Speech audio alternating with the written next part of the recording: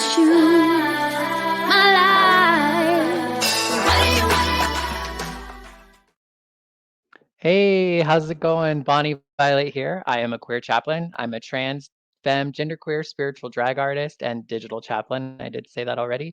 And in case you don't know where you are, you found yourself at Drag and Spirituality. This is my super exciting series for me, the Idaho Drag Is Divine. And my guest this evening is Buck Delicious, and I'll be bringing them on in just a second. But for folks who haven't been here before, if you're watching us either live on YouTube or Facebook or Twitch, feel free to interact with us in the comments. We'll engage with you as much as we can.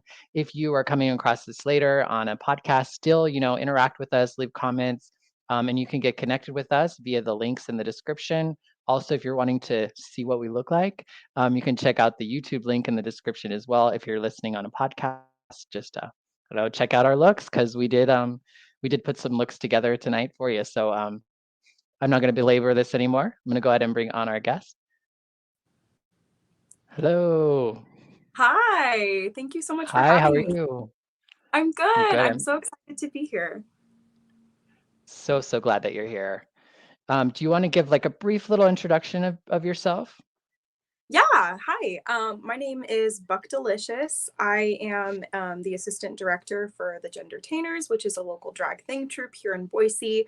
I'm a drag king with the LezBe Kings, and I use they, them pronouns. And I'm a drag king / thing here in Boise, Idaho. Awesome. Thanks for that little intro. I usually start off with, talking about childhood stuff, which I know can be kind of hard for folks. But I'd love to hear a little bit about maybe what you were taught in relation to spirituality or religion as a young person. Yeah, so I was raised Catholic as a kid.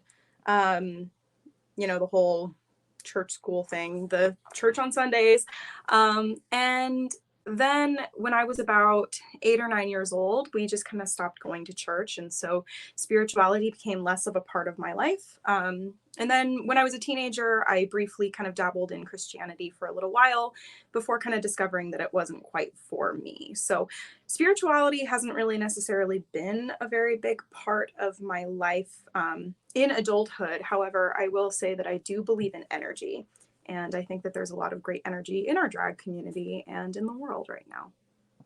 Yes. And was there anything particular that kind of took you away from the spiritual aspect or spiritual worlds, or just didn't really click? So for me, Catholicism and Christianity, they just didn't really click for me. It wasn't something that, felt right. My parents divorced when I was about 8 years old, and I was obviously too young to understand, but we stopped going to church around the same time. So one could connect the dots and maybe say that maybe my mom wasn't particularly welcome in the church at that point because of her divorce. I mean, these are just conclusions that I've drawn in adulthood, right. But I will say that, around that time we stopped going, and it was not something, even in adulthood, looking back on my lessons that I learned based on Catholicism, it wasn't really something that felt right to me. But what has felt right in adulthood is energy and believing in good energy and positive energy. And so I think that, you can find that good energy everywhere. Whether it be in people or food or clothing or things that make you feel good. And so I think that there's a lot of good energy out there. And I suppose that that's as spiritual as I get, but I like it. I think it works for me. Yeah, it sounds like spiritual stuff to me. How do you engage with the energy or not? Do you like create it yourself, or do you just notice it, or what's your relationship with it, if you don't mind me asking? Yeah, no, of course. I feel it a lot of the time, but I also engage with it. I create it in cooking, especially. Cooking is a very special thing to me. I learned to cook from my Grammy, and I think that there's no greater act of self-love, of self-healing, and self-worth than feeding your body nourishing and delicious food, and feeding others nourishing and delicious food. And so cooking for me has been a big part of putting energy out into the world and giving myself that energy, physically and emotionally and mentally as well. That's awesome. We have a rock metal tarot on YouTube is saying hello. Hi. So Hello. Hello. And so let's go ahead and jump right into drag. What was your first time? What was the first time you saw drag? Like, Oh my gosh. I will never forget this. So technically, I have two firsts that I'm going to use. I was in a musical called 9 to 5. I did it through Stagecoach Theater here in town. And we did a fundraiser show. I was also in the Boise Gay Men's and Women's Chorus. And we did a fundraiser show that night. And I don't remember, this was way back when, and I don't remember what the cause was, but Denim Kane performed Todrick Hall's Low. And I was a big Todrick Hall fan. I did not know at the time that that was drag. I just saw a very gorgeous woman dancing and lip syncing to Todrick Hall. And of course, I was living. I was a closeted gay at the time, but I was living. And then the first time I saw a drag king perform, it was the third Friday in July, 2021. And I had stumbled into the balcony club with my wife. Well, she was my girlfriend at the time, but now she's my wife. And we were planning to, dance and hang out. And I was in a mint bikini. It was cute. It was an ocean themed night, we were told. What I didn't know, though, was that a drag show would be happening.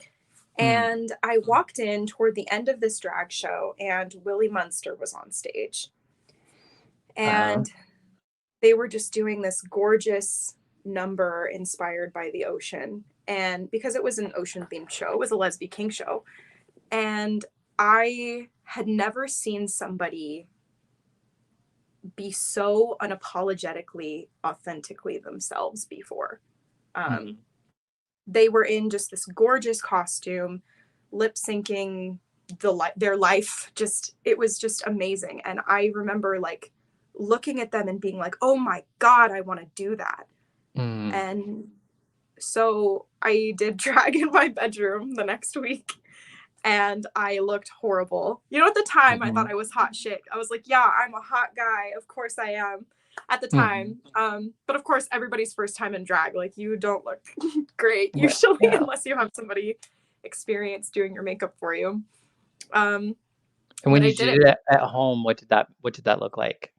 God, it was, well, at the time I had really long brown hair, curly long brown hair, like probably shorter than yours and definitely not as thick, but probably about here, curly brown hair. At the time I was married to this guy, and so he was my ex-husband.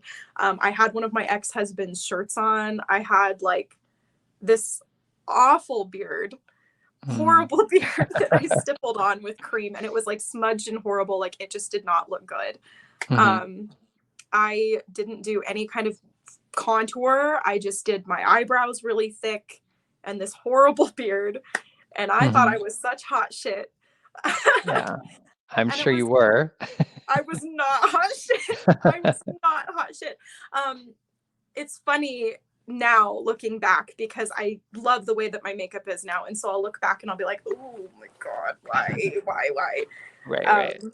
But I did make like my drag makeup in my room, a week later, and then I was going to say, did you go out with that look, or did you just for yourself? I took a lot of very cringy photos and videos that are still up on my Instagram, by the way, if you want to go check them out. Buck Delicious the Drag King. It's like my first post. It was July 17th. Just if you want to go look. They were bad.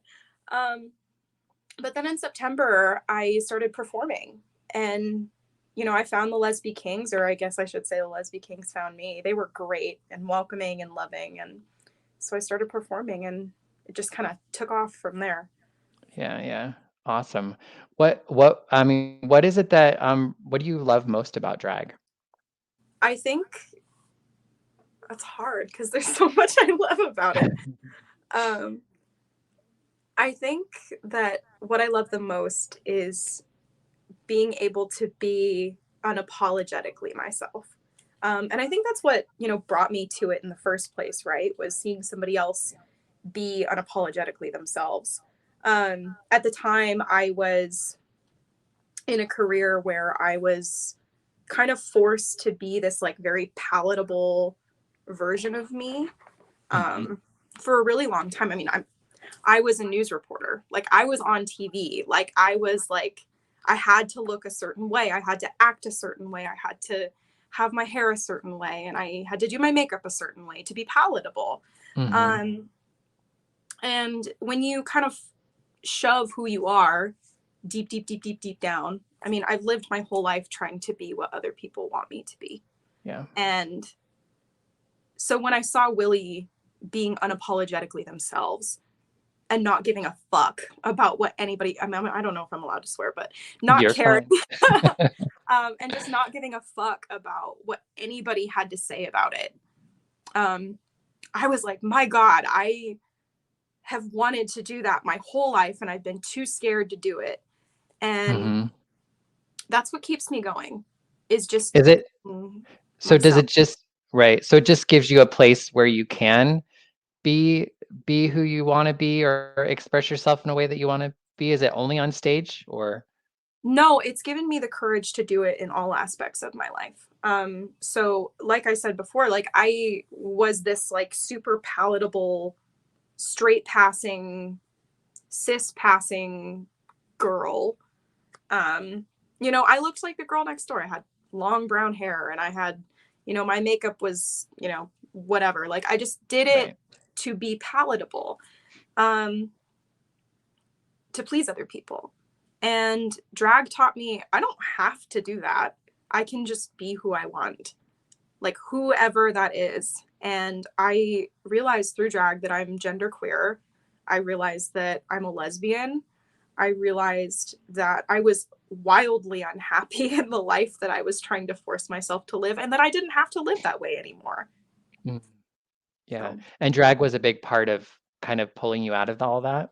Drag was a huge part. And honestly, without drag, I don't think I would have, you know, the cool thing, people think that drag is just about rhinestones and makeup and wigs, but it's not.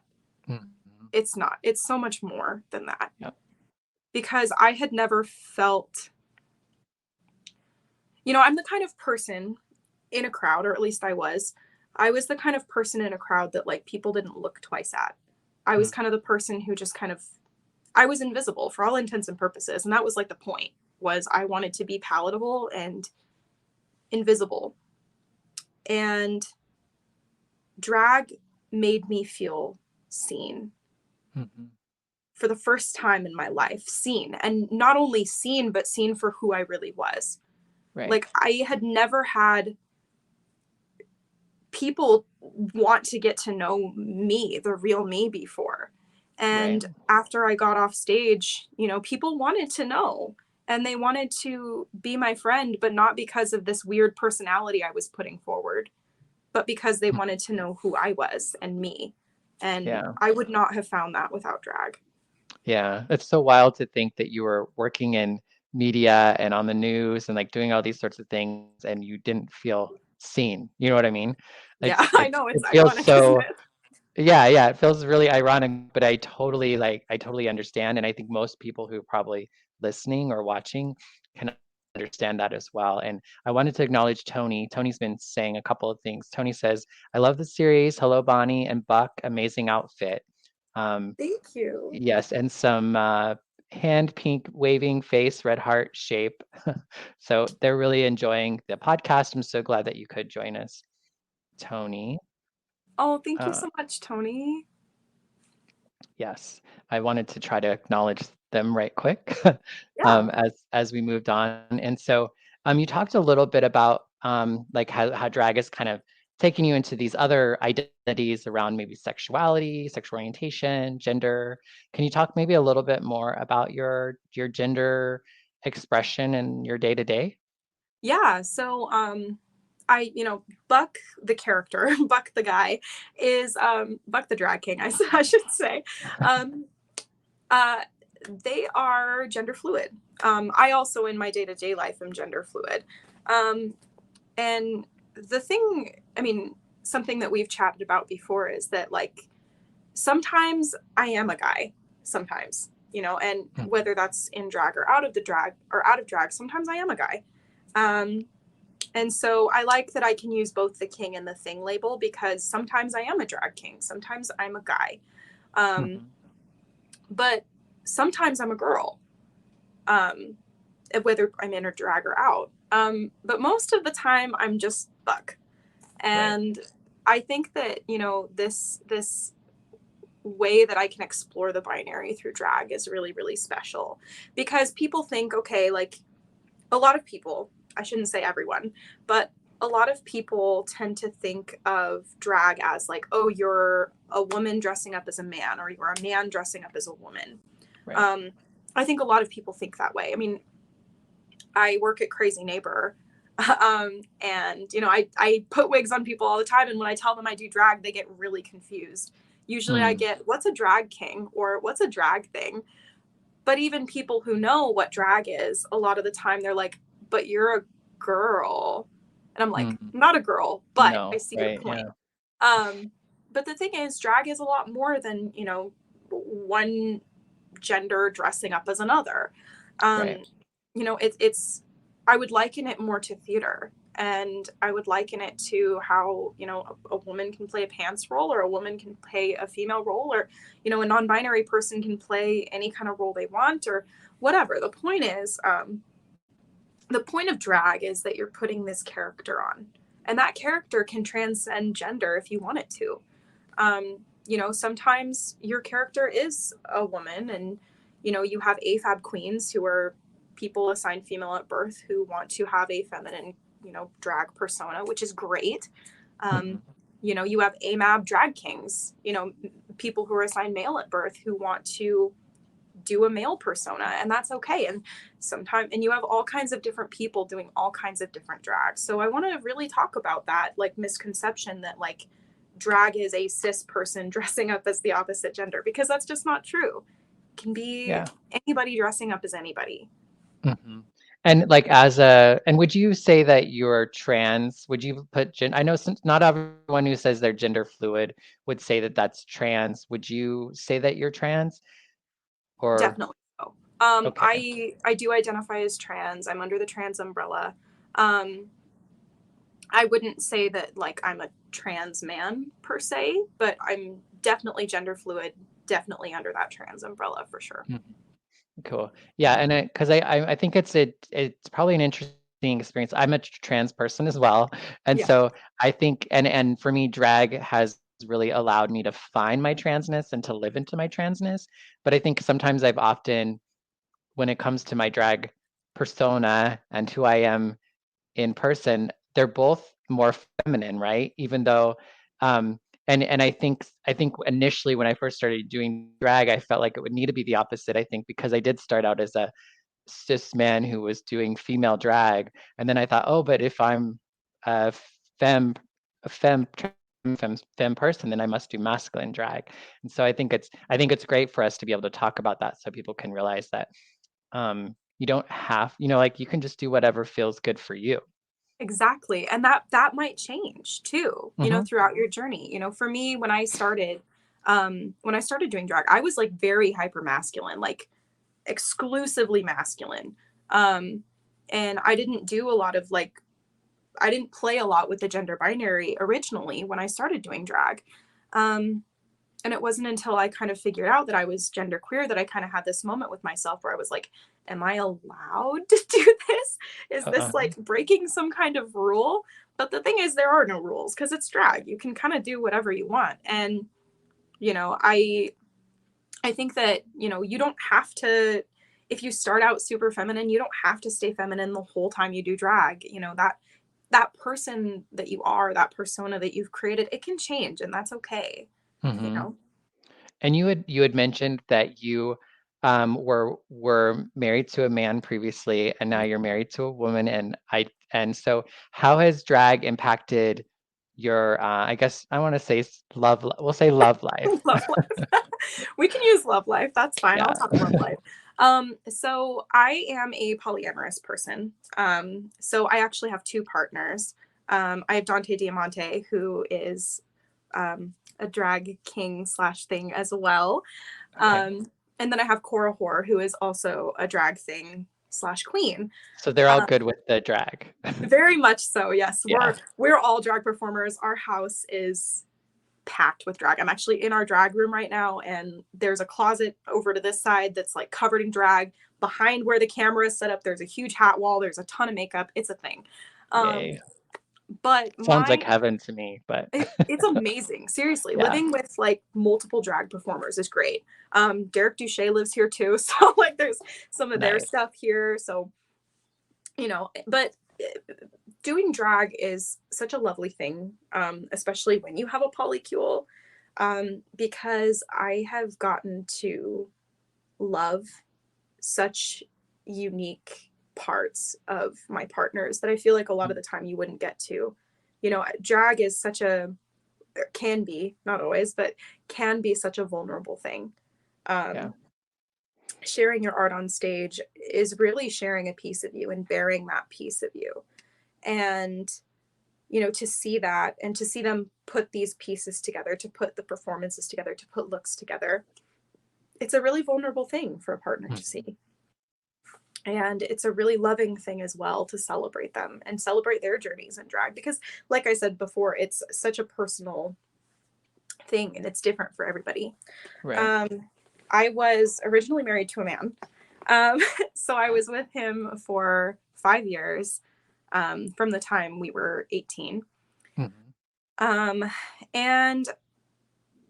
I learned a lot when I was with him. But I started doing drag about a year after we were married. And he was polyamorous also. And so I started seeing my now wife actually about almost 2 years ago in April. Oh, thank you. But I remember that, you know, as I started doing drag, there was a moment probably about 3-4 months into my drag career where I kind of just cried to him and I said, "Oh my God, I'm a lesbian." And he kind of held me and he said, "I know." And it was kind of this moment of like, I understand that this is who you are and you can't change it. And I understand and I still love you and I want you to live your life. And so it was a very amicable divorce, but you know, it was hard. You know, it was really hard. You know, for 5 years of my life, I had built a life with this person and he was my best friend.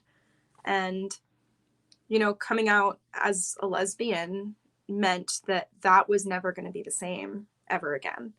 And that was really hard. But I also found a lot of healing through drag. I've done a lot of drag about it, actually. You know, I've done numbers where I've used my wedding dress, my real wedding dress. It's actually on my couch right now. But, you know, I've also, after I was done with my, you know, numbers with my wedding dress where I felt I'd healed from it, I actually gave it to a local drag queen, Miss Wafer, and she looks so happy in it and so beautiful in it. Like when I saw her in it for the first time, I cried because I was like, you look happier and more beautiful in it and so authentically you in it than I have ever looked in it. And it made me so joyous to see. So it's been special. Yes. And Julie, who's watching, says that's really beautiful. They loved hearing you share all that with us. And you had mentioned that when you first saw that drag performance with the LezBe Kings, that there was like it sounded like there was a story or something that was being told. Can you share with us maybe a story you've told in your drag? Oh gosh, I have a lot. I'm sure, but maybe just one that just kind of pops out to you. Just one. Gosh, I just finished doing a competition. I just finished Boise's Next Drag Superstar, Kings season 2. And my finale number was one that meant a lot to me. And it was to Wildflower. The look was just very purple. And something that was really special about it was a number dedicated to my wife. She came to me in one of the darkest points in my life that I've ever had. And I met her at a point where trigger warning, but I didn't really want to be here anymore. And she changed everything. I had never felt so loved. And there's a very specific way when you love someone. This is hard. There's a very specific way when you love someone, especially when when you come out as queer. I had never loved someone that way. And she came to me and created this beautiful springtime in my life. And so that number, Wildflower, was all about this gorgeous garden, if you'll pardon the metaphor, that she planted in my life. And now she gets to see the garden bloom and all of the flowers bloom. And so that number was all about her and celebrating her work as the gardener. Wow, that's a great story to share. Oh, that's so special. And thank you for sharing so much of yourself with that. It's appreciated. So I also know that you are now part of the LezBe Kings, correct? Yes. Do you want to talk a little bit? I know that you're involved in a lot of different groups and you're doing a lot of different things in the community. I'd love for you to talk a little bit about those groups. Yeah. So, like you mentioned, I'm part of the LezBe Kings. I do shows with them, here and there. I work with them. Of course, a great bunch of folks. I've actually gotten to work with Willie Munster, which has been really cool. I get to work with Van and Otto and Gunnar, and they're all just wonderful people. But I'm also in a drag thing troupe, which is cool because I get to see both sides. I get to explore both sides. I get to explore my androgyny, but I also get to explore this like masculine side of my drag. So I kind of get the best of both worlds, really. As the Gendertainers, I'm the assistant director there, and working with them and creating a space for non-binary and trans artists, just genderqueer artists as a whole, has been really, really, really cool. We actually have our Trans Day Visibility show coming up on April 1st, which is going to be really cool. That's at the Balcony Club. And I'm in that one. And I'm really excited because there's going to be a group number with the entire cast of Boise's Next Drag Superstar Season 2, which I think, I'm not for sure, Z's, so don't quote me on this, but I think it's the first all queer. I think it's the first all gender queer cast we've had of BNDS. Oh, awesome. I'm not for sure Z's on that, but we're all genderqueer, which is really cool. So we're going to be in the Trans Day Visibility show. But being in multiple groups has been really great. It's given me such an opportunity to make connections in so many different ways and learn about drag and how drag can look 1.5 million different ways. You've got your automanics who do like this cool, like hyper masculine drag, and you've got Willie Munster who does like these cool creatures, but still on the masculine side. You have, Kenny the Doll who does creature drag, but, has this blend of feminine and masculine. And you have all of these cool artists that I get to just hang out with and learn from. And what cooler thing than that? It's really special and magical and very much the best of both worlds. Yeah. And you also identify with doing draglesque. Do you want to talk a little bit about that? Yeah. So when I first started performing, I first started doing theater way back when. But when I was 18, I started dabbling a little bit in burlesque. And something that I've always really admired was burlesque performers have just this gorgeous way of telling stories with their bodies. They don't lip sync, or they can, I suppose I should say, but a lot of the time they don't. But I loved that burlesque performers, they have this way of using their bodies to just tell stories. And it's so gorgeous. You know, they can tell so much with just a little bit of a glove peel or a stocking pull or anything like that. You know, choreography, floor work, you know, there's just so many ways that they use their bodies to tell stories. And I think that's so magical. Mhm. And, you know, getting to, in my drag, I really wanted to incorporate elements of that storytelling with my body. I mean, I look at performers like Muff Jones. I look at, you know, performers like Aiden and Terry's. I look at Ferryman, you know, Selma Sapphire, all of these incredible performers. Lillian Stardust is, my point is there's so many. Lucy Yes. Lepeche, Miss Hiss. I love burlesque because they have all of these different types of storytelling. And they're all different and all different body types, and drag is like that too. And so getting to do Draglesque has been really, really cool because I love that it's just another way I can tell stories. It's just another way I can share my art and share the experience of it. So Yeah. also it's sexy. Let's be realistic. It's sexy. It's nice. Yes. Of course, not all drag is inherently sexual, but Right. I do like incorporating some elements of Draglesque in situations where it's appropriate.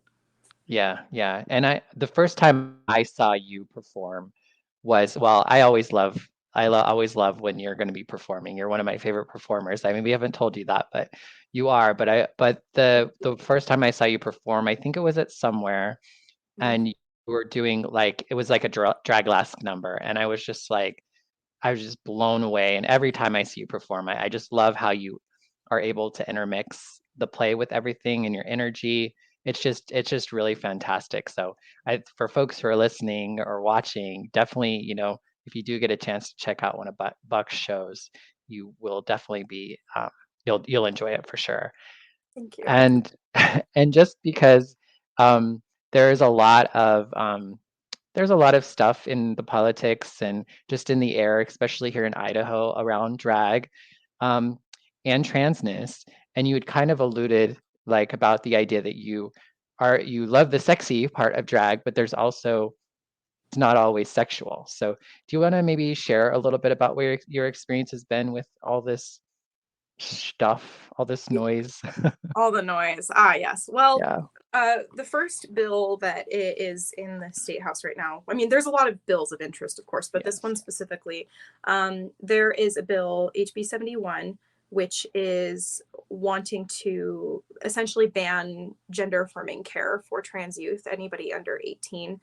And that's not just surgeries, that's hormone blockers, or puberty blockers, rather, hormones, any kind of pharmaceutical care.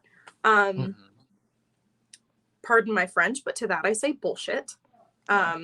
Nobody is coming out here and trying to mutilate their children, which is what a lot of, I Yeah. think, folks are arguing. That's the rhetoric. Yeah. That's the rhetoric, and it's bullshit because Yeah. nobody is like, you know, it would be fun being trans because Yeah. it's fucking hard to be trans. It's not easy. Nobody's like, Yeah. you know, it would be fun because the thing is, like, being trans means a lifetime of potentially getting misgendered. It means a lifetime of people telling you that you don't exist. It's so fucking hard to be trans, and yeah, it's really fucking hard to be trans. And so for kids, the thing is, like, I think a lot of people don't understand is that if we do not allow kids to have gender affirming healthcare, they will not make it to 18. They might not make it to 18. You know, I was fortunate that my experience with gender dysphoria has been very minimal in comparison to some stories that I have heard. Yeah. But I think the statistic, according to the Trevor Project, and double check me on this, but I think the statistic is 1 in 4 of trans youth seriously contemplate or attempt suicide. Mhm. And that's an alarming statistic. Yeah. An alarming statistic, you know, and I think it's like every 45 seconds in America. And that's alarming. That's terrifying. And Yeah. a lot of that is this gender dysphoria that these kids will now be forced to feel if they cannot get gender affirming care. Right. And so I think that it's really important right now that we stand up to protect our trans kids. Agreed. As a trans person, as somebody who wants children one day, I want my kids and all kids to be able to get the health care that they need, because it's necessary health care. And then the drag ban bill. We can talk about that too. So just as a trans person and as a drag performer, I'm, it's an interesting time to be in Idaho. I have lived in Idaho my whole life. I was born here. I was raised here. And something that I want to clarify is that nobody is here arguing that kids should be exposed to sexual material. Kids should absolutely not be exposed to obscenity. But the thing that I want to argue is this bill, as it is worded, is unconstitutionally vague. And that's the issue really with it. I mean, of course, there's a lot of issues with it. But if we're talking constitutionally, drag is protected by our First Amendment rights. Obscenity is not. Right. But the thing is, drag is not inherently obscene.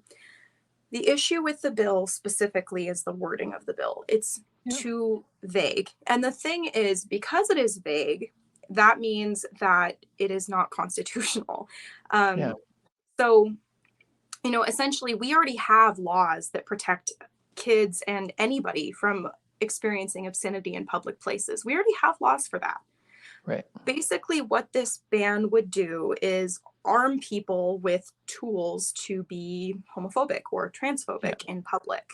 That's really what it does. It doesn't say, hey, you're protecting your kids against seeing something sexual. That's already illegal. Already illegal. What it does do, though, is, if I'm walking down the street wearing a button up and pants, I can get harassed for that, and it's protected legally, which is frustrating because, I mean, who the hell, AFAB or not, who the hell cares if I walk down the street in a button up and pants? There's already such strict regulations around public drag events, brunches, pride. These are already so strictly tailored for all ages audiences. That I feel that this ban isn't necessary. We already have these laws that are protecting kids from obscenity. It's not about protecting kids. Right. Really, it's not. It's about allowing people tools to be homophobic and transphobic. And that's really frustrating. So I think that if you want to stand with drag, I think everybody should stand with drag for all of the reasons I've talked about this entire video. But the thing about Boise and Idaho that's so beautiful is that its people have this incredible capacity to love each other. Yeah. And, I grew up here. I was born here. I was raised here. I've swam in the mountains. I've explored the rivers. I've swam in the rivers. I've explored the mountains. Swimming in mountains. It's fine. We gotcha. I've lived here my whole life. I've never worried about breaking down on the side of the road because I know somebody will be there to fix it. What Idahoans do is we love each other and we care for each other. And we need to do that now. Because our LGBTQ community and our drag community needs it now more than ever. So write your legislators, write in support of Idaho Drag. I'm standing with Idaho Drag, obviously. And I'm asking fellow Idahoans to do the same because Idahoans will always do what's right. And this is what's right. Yes, definitely. I mean, and that's the thing. It's got to take more than just us drag artists and us trans people to really, I think, pull some weight with some of this. And it is unfortunate because most people do not think the way that these things are saying. You know what I mean? Like most people are pretty cool with us and they get it and they understand us. And most of the stuff that's being said is it's just not even true. Like it's just made up stuff. It's stuff that's hasn't even been a problem. So that's the thing. And I know like for folks, it might seem like it seemed ridiculous at first that there would be an anti-drag bill or any of this sort of stuff. It seems so far-fetched and so like such a stretch. And to see that it's actually like happening is pretty surprising. Yeah. I will say it's been wildly surprising. Mhm. You know, I think that, you know, of course, the situation with the house has already happened. There is still chances to fight this. Yeah. I don't know exactly when. I know HB 71 is going to be in front of committee, I think at 1 o'clock next Friday. I don't know when exactly the drag ban bill will be in front of the Senate Affairs Committee, but there is still time to fight Yeah. this. Yes, it's surprising and it sucks. And I think I don't think anybody was like, this is going to happen. I didn't have this Right. on my 2023 bingo card for sure, Right. which sucks. But there's still time to fight this, you know, and the thing is, as shitty as it is, my voice isn't as loud. My voice doesn't carry as much as an ally's will. That's the thing. I will not be taken as seriously, likely, but an ally's voice and mine will. One person cannot make a huge impact, but multiple people can. Yeah. If we all stand together, drag performers, burlesque performers, allies, the trans community, the LGBTQ community, everybody, if everybody stands up, we can protect our trans kids, we can protect our drag performers, because I mean, realistically, we are such a central, as trans people and as drag performers, we are such a central part of what makes the LGBTQ plus community thrive. Yes. Without us, we lose a really important chunk of our community. So we all have to stand up. If you are an ally, if you have been to Pride, if you have tipped me at a fucking drag gig, I do not care. If you have come to a drag gig, if you have come to a gay bar, whoever you are, support drag, support trans kids, and stand for us now. We need you now. Yes, yes. Preach. I know you're not a spiritual person, but preach. Georgia says that she likes this explanation. Yeah, very, very well said. And for folks, I'll try to connect you in the description with links to how you can get involved locally in your local area when it comes to these drag bands and trans bands, and how you can kind of just support the community as a whole. Jesse Coburn says mad support from Washington State. So Washington State is in support as well. And then Stephen is saying we all must stand together. It's so great to get so much interaction from folks right at the end of our podcast. It's really perfect timing. I do want to give you one more chance to speak to anything that you maybe haven't got a chance to speak to yet, or you just want to say again. Just to say again, I want Whatever. I want to make sure that, you know, write your legislators, write to the people who support, or write to the people who make the rules, I guess I should say, and vote in your local elections, because realistically, those are the people who make the rules for where you live, and those are the people who will make the laws and make the rules for the communities that impact you, for the communities that you live in. Vote. Get out on election day, even the small ones, get out there and vote. Write your legislators, be involved, follow groups like ACLU. If you're in Idaho, ACLU, Add the Words. These are all incredible groups that can show you how to get involved. So write to your legislators. The Balcony Club somewhere, they both have pre-addressed postcards. So literally all you have to do is write a postcard.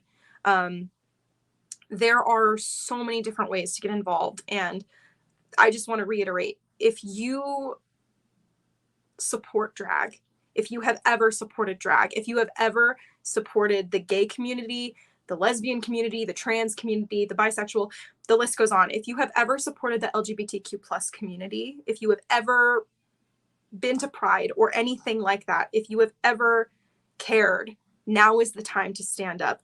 Now is the time to be visible. And Steven says the biggest problem is getting under 40. Yeah, I mean, I'm 24. Vote. If you are under 40, if you're over 40, I don't care how old you are. If you are able to vote, vote. Yeah.